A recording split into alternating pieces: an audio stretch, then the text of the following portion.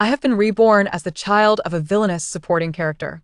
My mother is the crown princess of the Eastern Palace, who engaged in a fierce rivalry with the heroine for a decade, only to be ultimately deposed and tragically perish in the cold palace. Meanwhile, the heroine ascended from a favored concubine to the pinnacle of power, enjoying a life of splendor. In order to safeguard both my mother and myself, I must exert every ounce of strength to assist her in the palace intrigues. However, it seems that my father, the crown prince, is exhibiting some peculiar behavior. The narrative begins. I have transmigrated into this world. Or rather, I have been born anew. Accompanied by my wailing cries, a nursemaid cradles me and presents me to a beautiful woman, her brow glistening with sweat. Regrettably, the beauty gazes at me with disdain, clearly uninterested in this daughter who lacks a masculine counterpart. I hastily review the circumstances of this world within my mind. I end this palace intrigue novel titled The Rise of the Favored Concubine. I am but a minor character sketched in a few strokes. Due to my birth mother's indifference and my father's indulgence in the charms of his favored concubine, I am destined to meet an early demise due to the negligence of the adults. Around me, my mother, however, endures until the very end of the tale. Hailing from a prestigious family, her pride as a noble woman renders her disdainful of the heroine, who comes from humble beginnings. She resorts to openly punishing the concubine or discreetly scheming against her, embodying the archetype of a villainous supporting character. Though the heroine's origins are modest, her talent and tenacious spirit earn her the crown prince's affection. The two share a passionate romance, turning my mother, the legitimate crown princess, into a figure of ridicule in the capital. The more my mother targets the heroine, the greater my father's aversion towards her becomes. Upon hearing my father's promise of a lifelong partnership with the heroine, he loses all reason and devises a grand scheme, attempting to ruin the heroine by drugging her and framing her for disgrace, aiming to incite the crown prince's complete disdain for her. Alas, the heroine is indeed the heroine. Her protagonist's halo shines perpetually. Beneath her meticulous planning, she manages to escape calamity while simultaneously exposing all of my mother's underhanded tactics. In mere moments, she sways the very person responsible for the affair, branding my mother with the title of a malicious woman.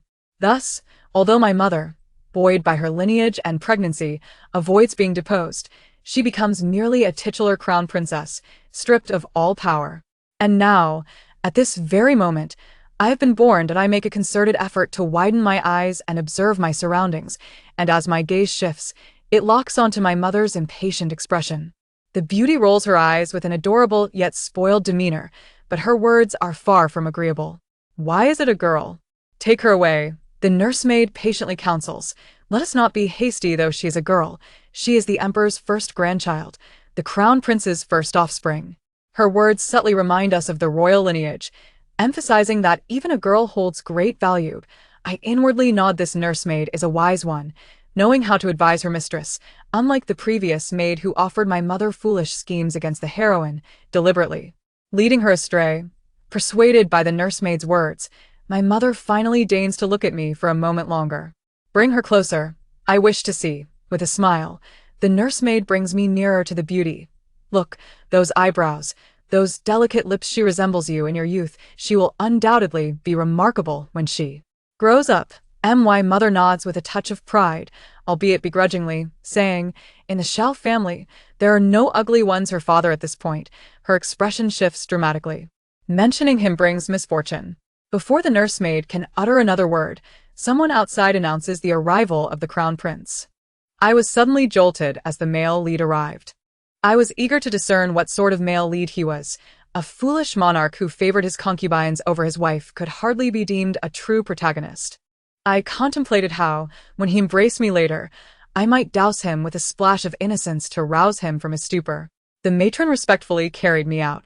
Upon closer inspection, the man before me truly epitomized the classic handsome figure of ancient attire, his brows sharp and his eyes sparkling like stars. Alas! His thin lips betrayed a heartless nature. It was no wonder he preferred concubines over his rightful wife. As I mused on the fickleness often associated with such appearances, I noticed his grip on me stiffen, and he lowered his gaze to meet mine. What are you staring at? I mentally cursed the scoundrel, then forced a toothless infantile smile, attempting to curry favor with the male lead. Regrettably, The energy of a newborn is limited, and my smile soon depleted my reserves, lulling me into a drowsy slumber. In the narrative, my father had initially shared a strong bond with my mother. During their honeymoon phase, they were indeed inseparable. However, the arrival of a concubine, Liang Rui, soon disrupted their harmony. Liang Rui, of humble origins, had initially been inconspicuous, but after a fortuitous accident involving water, she transformed, shedding her timid demeanor to reveal an alluring and confident presence, captivating my father with her verses. Wasn't she just the classic time-traveling female character, plagiarizing the works of antiquity? She endeavored to attract the attention of historical figures with her distinctive personality that deviated from the norms of ancient women. This was practically a well-worn trope of time-traveling heroines. Having satisfied my hunger, I let out a contented burp before embarking on a contemplation of life. Nearby, the matron was conversing with my mother.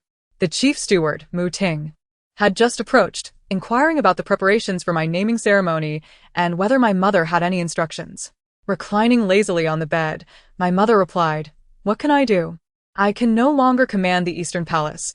That should be left to his favored concubine." The matron, anxious, interjected, "Your Majesty, please do not take offense. Though that concubine is favored, you are the true mistress of the Eastern Palace. She is but a fleeting distraction for the crown prince." I thought to myself, this is no mere passing fancy. She is destined to be the emperor's favored one. Moreover, the maid who previously advised my mother was overly ambitious, while this matron appeared to underestimate the situation. Why is it that no capable and reliable person could be found by the side of the supporting character? It seems I must hasten to grow and learn to speak. My mother paid little heed to the matron's reassurances, remaining entrenched in her sorrow over her husband's betrayal. That evening, my father, the crown prince, arrived. I sensed something peculiar about him. His gaze upon me seemed to probe into my essence. Was he enchanted by my soft and adorable exterior? Cradling me, he approached my mother's bedside, stating, "This is our first grandchild. The emperor places great importance on her naming ceremony. I have entrusted Mu Ting with the arrangements. You should rest and not dwell on Liang's matters." At the mere mention of Liang's name, my mother erupted. "Liang? Liang? Is there anything in your eyes besides her? If you cherish her so dearly, go and have children with her instead. Organize as many ceremonies as you wish." With that, she turned her back, presenting only her head to my father and me. "Dearest mother, this is hardly the way to express your anger towards father. Such bluntness is no match for a cunning time traveler." The crown prince, a man of stature, was not easily appeased. His expression darkened. Though he claimed the incident was merely a servant's mischief, we all knew the truth. What more could he desire? Was it not merely a scheme to tarnish Liang Rui's reputation? In noble families, maintaining face is paramount, and scandals often lead to the lowly taking the blame. My mother's reaction was indeed misguided, and the maid was not entirely innocent either. But was Liang Rui truly blameless? I sighed inwardly. "Father, please be wise. Liang Rui's sole aim is to win your heart. She would not squander her opportunities, but rather create chances to sow discord between you and my mother. The moment my mother is provoked, she falls right into Liang Rui's trap." As I pondered, my father held me with a thoughtful expression, staring intently. Could it be that he recognized my extraordinary intellect? My parents fell into a silence reminiscent of a Cold War. I blinked, feeling drowsy once more. The energy of a child is indeed fleeting, and my waking hours are limited. Despite the unresolved tension between my mother and father, the naming ceremony proceeded as planned. The Eastern Palace radiated with a harmonious and lively atmosphere. Many from my mother's family, the Shao clan, and the royal family gathered to celebrate. After all, this was the first grandchild, a matter of great significance. Before the banquet commenced, the emperor's edict arrived, bestowing upon me the name Zhao Jiyu, adorning me, the royal granddaughter, with a gilded title. Those who believed my mother would be cast aside were taken aback by the emperor's evident regard for his granddaughter. Suddenly, a voice caught my attention. "This is a small garment I have embroidered for the princess, wishing her peace and health." The speaker's demeanor was courteous and humble. One would not discern her to be the type who became arrogant upon gaining favor. Were it not for my familiarity with the narrative, I might have even commended her. The delicate garment presented was charming, adorned with auspicious symbols such as bats, yet I understood the true heart concealed beneath Liang Rui's delicate facade. While her ascendance was undoubtedly aided by the crown prince's affection, she had not hesitated to engage in unsavory deeds behind the scenes. Though my mother faced disdain, as the crown princess's first daughter, I was not subject to early demise without opposition. I recalled a passage wherein the female protagonist, once gaining power, commanded her servants to mistreat the child, leading to illness through devious means.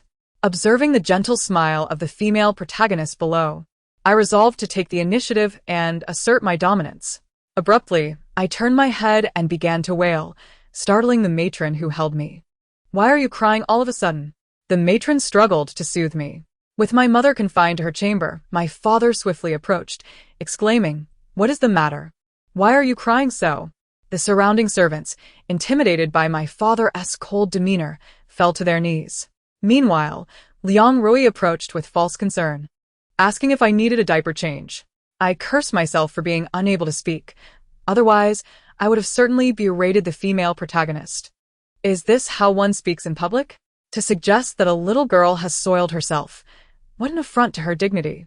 Moreover, I wished she would keep her distance. I squirmed away from her, and my father, holding me, instinctively stepped back, addressing his favored concubine, "You may leave now." The female protagonist, suddenly dismissed, paused in surprise before responding amiably and retreating, seemingly subdued. This maneuver made me appear as though I were being unreasonable. Truly, a white lotus and a green tea girl. However, it seemed my father was not entirely bewitched by her charms. I would see how I could further entangle their affairs. I resolutely thought to myself, while continuing to whimper in discontent. Following this day, numerous gifts arrived. Being of royal lineage had its advantages, and the presents were exquisite treasures. Regrettably, I lacked the energy to fully appreciate them and succumbed to sleep, though no one dared to claim my belongings. Once I grew older, I would embrace each gift as I dozed off. Having never experienced such opulence, I dreamt of a life surrounded by riches in my slumber. Ahead lay the celebrations of my first month, 100 days, and my first birthday, a truly prosperous time. Arriving in this narrative had brought me an unexpected windfall. A splendid beginning. Time passed swiftly, and as a child grows rapidly, I reached my first birthday learning to walk and speak. Though my articulation was clumsy, my adult soul allowed me to convey my thoughts succinctly. Even my father began to regard me with newfound admiration, often visiting to tease me. Seeing his frequent visits, my mother had shed her previous resentment, occasionally offering him a smile. The plot still lingered in the early stages of the female protagonist's conquest of the male lead, with Liang Rui merely having caught his eye without yet attaining the height of his favor. I could not help but wonder if my occasional interference had affected the dynamics, as I sensed my father did not appear to be entirely captivated by the female protagonist. For instance, at present, it is quite amusing to witness the crown prince, amidst the prevailing trend of stern paternal figures, taking time to attend to a child, while my father is accompanying me on a leisurely stroll through the small garden.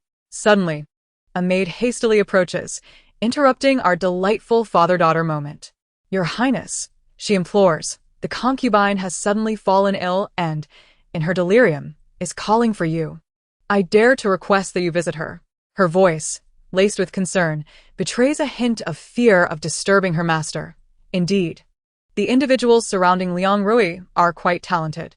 Standing beside my father's long legs, I fix my gaze upon the kneeling maid before us. This is a classic case of feigning illness to elicit sympathy and pity. Though Liang Rui has not swiftly ascended to the favored concubine's position over the past year, she is nonetheless distinct in my father's eyes, at least among all the concubines. Her imitative poetry and verses have not brought her substantial benefit, merely allowing her to stand out within the Eastern Palace's concubines. I glance up at my father, who happens to be looking down at me as well. I think to myself, why does he look at me? I am not a physician. Am I to assist in diagnosing his little concubine's ailment? This ploy of women feigning illness to vie for affection and sympathy has become trite within the palace. Some, emboldened by their status, brazenly display their cunning schemes. Just days ago, I heard that Liang Rui was hosting a barbecue in her courtyard, brimming with energy. It seems she is attempting to stir trouble, fearing my parents might rekindle their past affections. Though I silently scoff, I wear an innocent smile on my face. My father, too, exhibits a smile, yet his words carry a chilling indifference. I am not a physician. If one is ill, seek a physician. What am I capable of treating or prescribing? The maid, taken aback by his words, looks up in astonishment, not expecting such coldness from the crown prince regarding her concubine. Upon seeing the smile on his face, she is momentarily stunned, her complexion paling.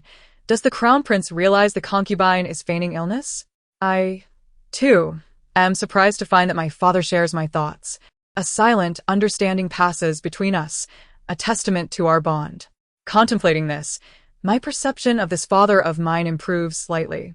I reflect on the absurdity of using illness as a jest, a tactic that, when overused, may provoke genuine suffering. The maid, unable to persuade the crown prince to visit, departs in a daze, her face ashen. My father, still intrigued, engages me in conversation, which I eagerly embrace, needing the practice to overcome my stuttering speech. For a moment, we achieve a harmonious father-daughter rapport. However, matters on Liang Rui's side are anything but tranquil. She lies in bed, feigning an ill countenance, and to the untrained eye, it appears she is genuinely unwell. Yet, if I were a character aware of the narrative, I could easily discern her ruse. She had once employed her exceptional makeup skills to feign illness in order to secure leave. Upon seeing her trusted maid return, Liang Rui casts a longing, resentful glance towards the entrance, only to shift her gaze to the maid who has just arrived. The maid, noticing her gaze, quickly kneels and recounts the crown prince's words. After she finishes, she bows her head, awaiting her mistress's wrath. However, Liang Rui, in a fit of rage, instead bursts into laughter. You say the princess was there too? Yes, the crown prince was holding the princess's hand, strolling through the garden. A malevolent glint surfaces on Liang Rui's pale visage. She had initially thought her adversary was the crown princess, yet now realizes she has overlooked a minor detail. Had she known the girl was so favored, she would have taken action amidst the chaos. At that moment, only her trusted maid remains in the room, and upon hearing Liang Rui's words, the maid buries her head in fear, startled by her mistress's intentions. Liang Rui, however, exclaims with bravado, "What are you afraid of? In this palace, how many are truly benevolent? All are but pretenders. Do you think the crown prince is unaware of the schemes women engage in behind closed doors? It is merely the victors who reign supreme. Little do I know that the female protagonist has now set her sights on me. My thoughts remain fixated on my father. Does he somehow hear my innermost thoughts? Otherwise, how could his actions so closely align with my own musings? While the female protagonist devises plans against me, I ponder whether to test the male lead. If he can indeed hear my thoughts, might I acquire some form of advantage? Though I have learned to speak, my words still stumble, prompting me to seek conversation with others. Practice is always beneficial. Yet my mother, disapproving of my loquaciousness, often sends servants to accompany me. Consequently, having mastered the art of walking and talking, I find it difficult to remain indoors. I seize any opportunity to explore the garden, engaging with the surrounding maids and guards in conversation. Today is, as usual, a day I have been sent out by my mother, accompanied by my nurse. I meander through the garden. I do not encounter any other servants, but I do happen upon Liang Rui. She approaches with a smile akin to that of a cunning wolf, greeting me. Have you come to stroll in the garden alone, princess? Allow me to accompany you. My nurse, wary, contemplates refusing, yet Liang Rui, unlike ordinary concubines, possesses a certain standing before the crown prince. While she hesitates, Liang Rui takes my hand with familiarity, reassuring. It's all right. I shall send someone to inform the crown princess. I am curious to see what schemes this protagonist harbors. And I wave my hand to dismiss my nurse. Liang Rui attempts to lift me into her arms, but I resist, forcing her to walk alongside me, coaxing me. Would you like to visit my courtyard? I have delightful treats there. I scoff inwardly, recognizing this as a mere lowly tactic to win over a child. Am I so easily swayed? I am aware she can craft modern pastries and cakes. It is said she caught my father's attention with a birthday cake. thus earning her a name before him. I feign indifference, though it has been a while since I savored modern confections. I wish to discern her true intentions, doubting she would dare poison me openly in the Eastern Palace. I take a bite of the soft, sweet cake, relishing the creamy delight, my favorite. Liang Rui, observing my enjoyment, turns to her confidant with a triumphant smile. See, children are easily appeased. Soon, she will come to me of her own accord, and the crown prince will surely regard me as more virtuous and favored by the princess. Perhaps, in time, I shall even gain authority over the child, leaving the crown princess as a mere shell. She unabashedly reveals her schemes before me. I listen in silence, appalled by the venomous nature of this woman, plotting against a mother and daughter in the presence of a child. Thankfully, I comprehend her words. Otherwise, if a child were to grow up knowing of such machinations, it would surely be a source of distress. Liang Rui, satisfied with my indulgence, smiles like a cunning wolf. Do you enjoy it, princess? You may visit me often for treats. I can make whatever you desire. As she speaks, she reaches to stroke my head. Just as I finish my morsel, her hand approaches, and I swiftly jump off the chair, darting away. Liang Rui, flustered, chases after me, exclaiming, "Slow down, don't fall. Being small has its advantages." I am nimble. The servants dare not intervene as I race towards the corridor leading to the rear courtyard. Liang Rui, catching up, seizes my arm. Perhaps in her fury, she has forgotten her pretense or believes me to be a mere child, uncomprehending. Gripping my hand tightly, it begins to hurt. My delicate skin shows signs of reddening. As she holds me, I contemplate crying out to attract attention. A glance reveals my father approaching from afar. An idea strikes me. I shall let the female protagonist taste the bitterness of being outmaneuvered. Just as she attempts to lift me, I discreetly pinch the inner thigh and throw my head back, wailing loudly. Startled, she nearly drops me, but I am prepared, firmly clutching her clothing. The crown prince, just returning, witnesses his daughter hanging onto his concubine, sobbing uncontrollably. I am genuinely clinging, a small child suspended from the clothing of an adult, while his typically gentle and kind concubine fumbles in a flustered attempt to extricate me. Observing this scene, anyone would assume the concubine is privately tormenting the child. My father strides forward, swiftly lifting me down, his voice laced with authority. What is going on? The angered crown prince exudes a commanding presence. Liang Rui, with an expression of grievance, knelt down to plead her case before the crown prince. I am unaware of why the princess is crying. I was merely comforting her when you returned. I refused to grant her the opportunity to continue her defense and rolled up my sleeves. The summer attire was rather thin, easily pulled up to my armpits. There, upon my fair and delicate arm, was a vivid red handprint, a remnant of Liang Rui's earlier grasp. Pouting, I complained to my father, "It hurts," and pointed a finger at Liang Rui, labeling her as the villain. Alas, I did not wish to leave my words so sparse, but as a child struggling with speech, I could only strive to convey the essence. My father, taken aback, had not anticipated that someone would dare to bully his child. Our relationship had blossomed over the past year, and the bond between us had grown increasingly profound. Without allowing Liang Rui to interject, he commanded that she be taken back and confined to her quarters. Her cries of injustice faded into the distance. I found this outcome unsatisfactory. Merely confining her seemed insufficient for someone who had dared to mistreat his own flesh and blood.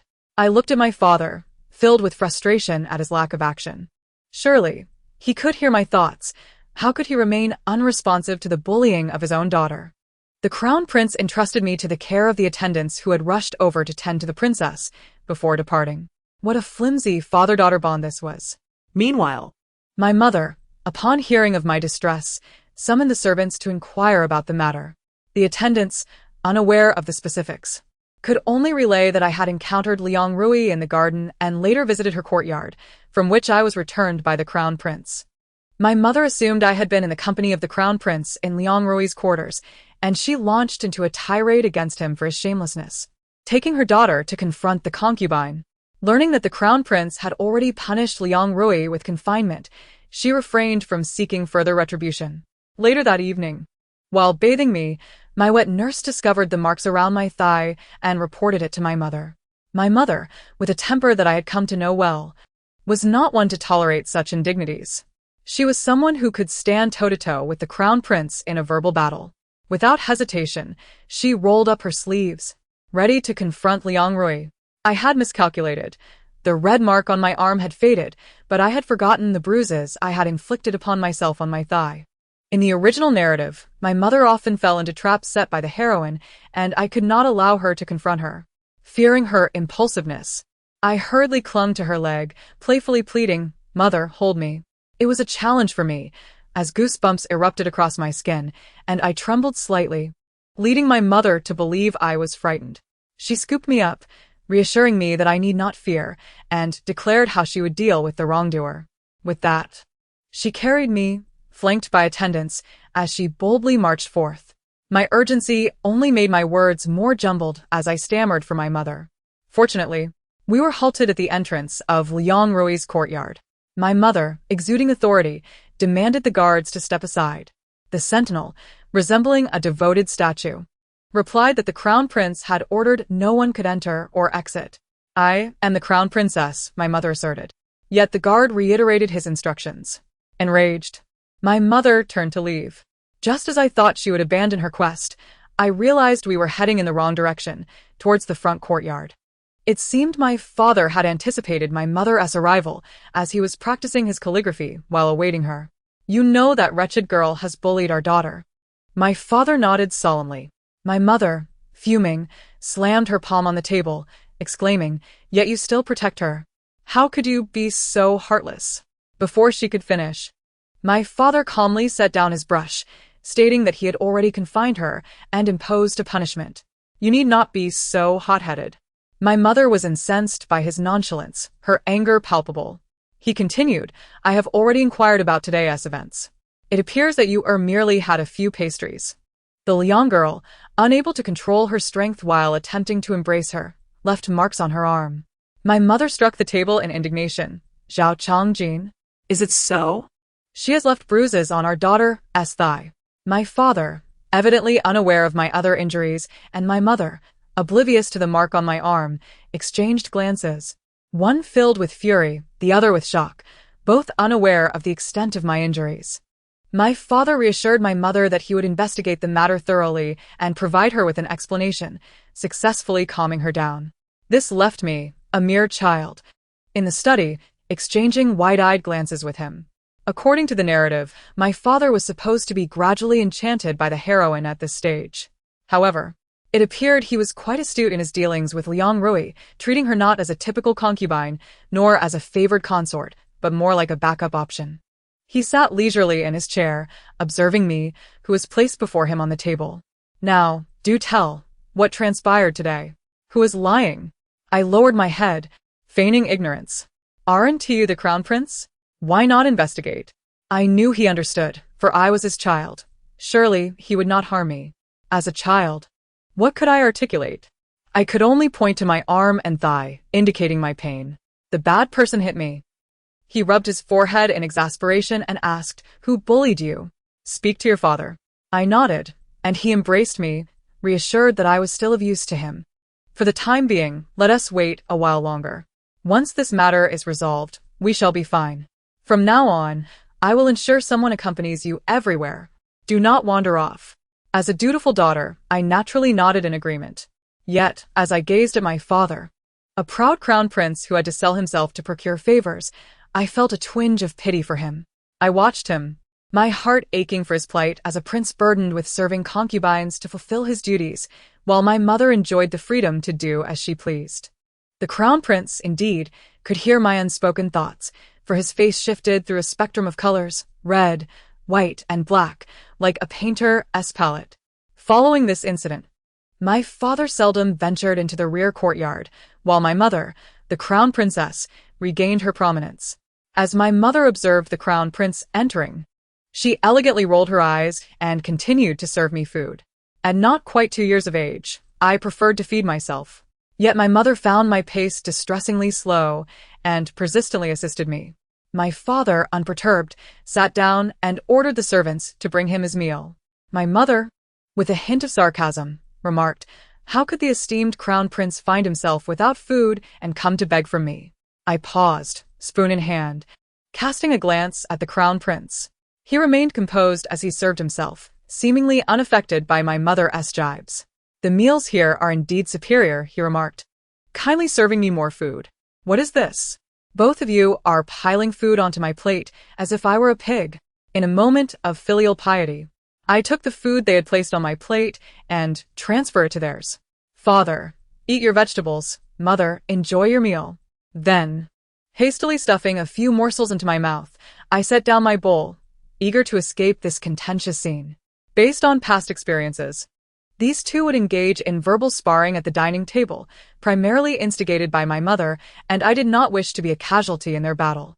At this juncture, the narrative had deviated significantly from the original plot, resembling more of a comedic rivalry between the male lead and the wicked second female lead.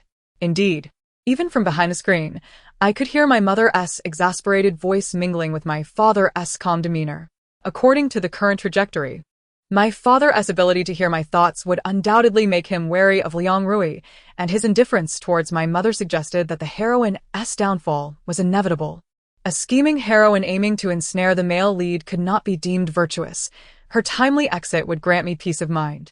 I felt quite content with the unfolding events. However, the heroine was dissatisfied, as her progress in her ploy was stagnating. How could she ascend to the role of the principal heroine under such circumstances? Thus, after a period of tranquility in the Eastern Palace, the heroine began to take action. At the Empress Dowager's birthday banquet, she presented an exquisite jade mahjong set, accompanied by instructions for play. This delightful pastime was discovered by my maternal cousins during their travels. While it may hold little monetary value, it promises great amusement. I offer it to Her Majesty, hoping it brings her joy. As a favored consort, she was indeed entitled to attend the palace banquet. My mother observed Liang Rui producing a collection of ordinary jade carvings and dismissed them without a second thought, deeming them of mediocre quality and merely notable for their quantity. Others around her shared this lack of interest. Yet, I was acutely aware of the allure of mahjong. How many souls have succumbed to its charm? In an age where modern entertainment is diverse, many contemporary individuals are captivated by it, let alone the ancients who had scant amusements. Once Liang Rui presented the mahjong, she paid no heed to the gazes of others, exuding confidence that the Empress Dowager would fall in love with the game after just one trial. Indeed, this seemingly inconspicuous gift bore fruit just days later, as the Empress Dowager frequently invited Liang Rui to the Qian Palace for a game. This naturally bred jealousy among the concubines, and even the emperor, upon hearing of this, inquired about the matter, rewarding Liang Rui for her thoughtful gift that had pleased the Empress Dowager. In a fleeting moment, Liang Rui found herself basking in the limelight of the harem. The concubines who had played mahjong clamored for the designs to craft their own sets for their respective quarters. My mother, upon hearing this, was infuriated, believing that the once dormant favored concubine had resurfaced. In her wrath, she raged within her chamber, cursing Liang Rui. I sighed, recognizing that the protagonist would always find a new avenue to thrive. After spending some time with her, I discerned that my mother, though strong-willed and reasonable, harbored an intense disdain for Liang Rui. Perhaps it was simply a case of the antagonist and protagonist being inherently at odds. Following a formal visit to pay respects to the Empress Dowager, my mother was invited to join in a mahjong game, and her fury reached a boiling point. Just as she was about to confront Liang Rui, it was my father, the crown prince, who intervened and calmed her down. That day, I feared my mother would storm off with a blade aimed at Liang Rui. Upon hearing my mother had returned from the Qian Palace, I hurried to the main courtyard, anxious that I might arrive too late to prevent a scene. However, I was stopped at the entrance by a matron, who, with a smile, informed me, "Your Highness, the Crown Prince is conversing with the Empress. Shall I accompany you for some refreshments?" I feigned ignorance, following the matron to partake in the snacks. This alleviated my worries about a potential confrontation between my mother and Liang Rui. My father, indeed a man destined to possess 3 palaces and 6 courtyards, effortlessly quelled my mother's ire. Astoundingly, my mother even embraced mahjong and took delight in it. While playing, she scoffed, "Why not play? This is not a game reserved for the elite. Must we despise it simply because it has entered the palace through a lowly hand? Her logic was impeccable, leaving the concubines who accompanied her in silence. My mother was fiercely discerning. Her animosity was aimed solely at Liang Rui, while she maintained good relations with others. Yet, I speculated that perhaps the others were merely intimidated by her formidable presence. While my mother enjoyed a tranquil atmosphere, Liang Rui busied herself with winning over the powerful figures in the palace, striving to regain her status as a favored concubine. The Empress Dowager's favor had propelled Liang Rui into a period of unprecedented glory, rekindling her ambitions as the protagonist. I found it perplexing why one would go to such lengths to manipulate others, even at the expense of causing harm, to achieve their goals. As a fellow modern individual, I could not fathom her obsession with the ruthless game of court intrigue. Once my father pacified my mother, she had little time to direct her ire toward Liang Rui. Instead, it was Liang Rui who approached her provocatively. One afternoon, while my mother was engrossed in mahjong with other concubines, nearly forgetting about Liang Rui, the latter gracefully approached to pay her respects. My mother casually commanded her to rise, showing little interest. Liang Rui, undeterred, remarked that had she known the crown princess adored mahjong so much, she would have presented a set to her sooner, sparing her the trouble of waiting. Liang Rui's seemingly innocuous comments caused my mother's expression to shift. Just as we braced ourselves for an outburst, my mother merely reacted with a momentary flash of anger. She calmly replied, "Such pastimes require no excessive thought. They merely serve to pass the time and should not be overindulged, lest one lose ambition." This was merely a gift from the crown prince, and she appreciated the sentiment. To my astonishment, my mother did not allow Liang Rui to provoke her. Instead, she delivered those words with grace. Heaven knows how relieved I was that she did not fall into Liang Rui's trap. I wondered how my father had managed to change her perspective. Observing my mother's composure, I found amusement in Liang Rui's bewildered expression. Liang Rui, having failed to provoke a reaction, retreated in defeat. That evening, when my father returned and learned of the incident, he praised my mother, who then carried herself with the pride of a swan, lifting her chin and scoffing, "Who am I to squabble with a mere concubine?"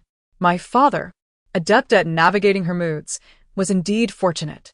However, would Liang Rui readily concede defeat? To ascend the heights of ambition, Liang Rui sought alternative methods to provoke my mother. One serene afternoon, I fell ill. After a brief nap and a light snack, I began to cough blood, shocking the crown princess who held me. I wished to comfort her, but the pain rendered me unable to speak, only able to groan. As I lay in my mother's embrace, the blood stained her clothing and splattered onto her face. I found myself contemplating the quantity of blood I had lost, recalling scenes from films where characters bled profusely.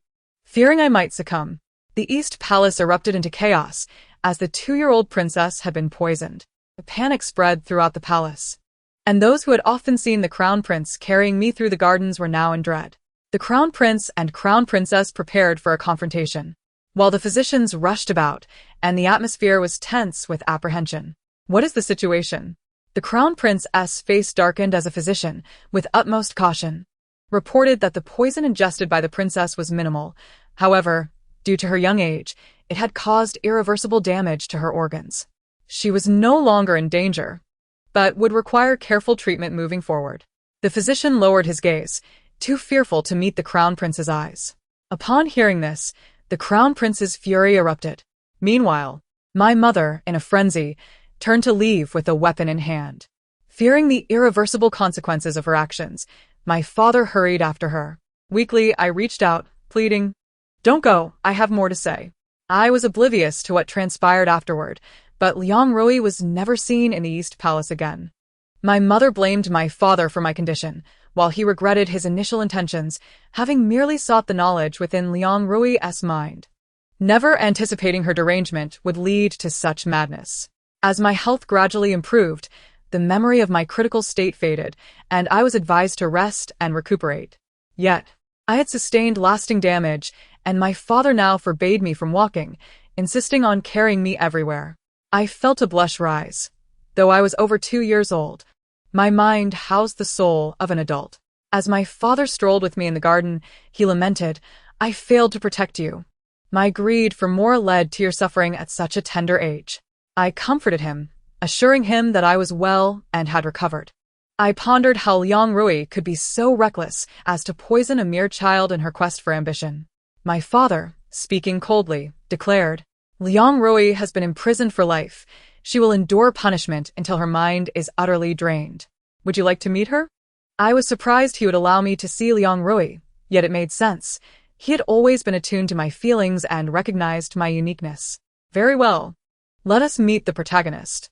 The dungeon was filthy, reeking of mold and decay. Upon encountering Liang Rui, I was taken aback. I had heard of the atrocious punishments in feudal times, but witnessing them firsthand was a shock. Liang Rui was unrecognizable, her demeanor erratic and delusional. Upon seeing me at the cell door, she grinned foolishly, saying, Another conqueror has arrived. He, I am the true protagonist. I am the chosen daughter of destiny. Ha, ha, ha. Others must perish. I gaze at her and wonder why she cannot live a proper life. Her cold laughter echoes. How can one find solace in a mundane existence when they possess what others do not? I aspire to stand at the pinnacle, and those who obstruct my path deserve to be eradicated. Surely you feel the same, do you not? Do you lack the ambition to rise above and dominate the world? Truly, you have lost your way. I shake my head. I cherish the opportunity of rebirth, yet I shall not tread your path. Our philosophies differ too greatly for any alliance. There is nothing more to discuss with her. I cast one last glance at this fellow townsfolk and turn away from this sunless place. The crown prince awaits me outside, and upon seeing me emerge, he lifts me into his embrace. Let us return. This place is ominous. I look at him and ponder. Do you not wish to inquire? What should I ask? Should I tell you what transpired between her and me? Should I reveal whether I met an untimely demise in my previous life? I hold the second chance dear. For Liang Rui's actions amount to second murder of me, and I am not as innocent as I seem. I am aware she has drugged me. So I devised a countermeasure, substituting it with a potion that would not be fatal but would be equally vicious, solely to incapacitate Liang Rui once and for all. Therefore, do you mind that I am not your true daughter?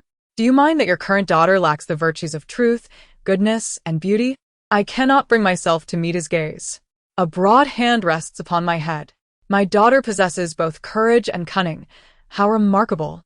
Just refrain from causing yourself harm in the future. If any matters arise, consult your father and mother, will you? In that fleeting moment, my tears can no longer be contained. Wishing to shield my emotions from view, I rest my forehead against his shoulder.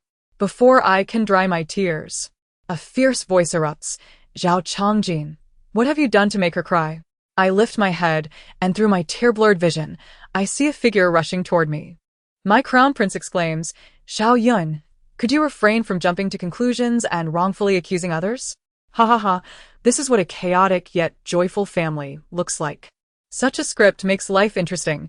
Each person is the protagonist in their own narrative. The end.